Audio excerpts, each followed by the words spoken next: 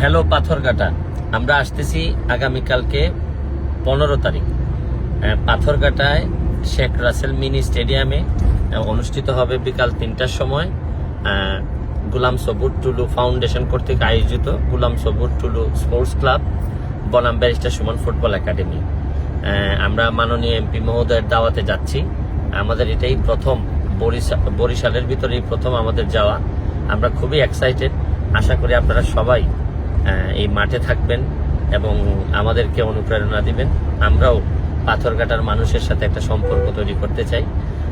পাথরঘাটার মানুষের সাথে হবিগঞ্জের মানুষের সম্পর্ক, সিলেটের মানুষের সম্পর্ক দেখি আমরা কেমন।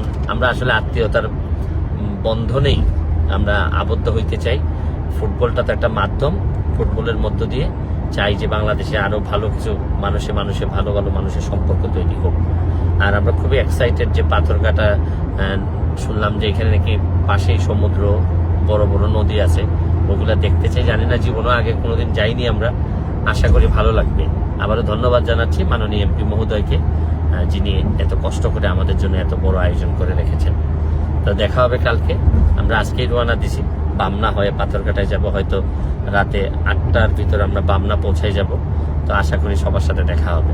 ভালো থাকবেন, সুস্থ থাকবেন।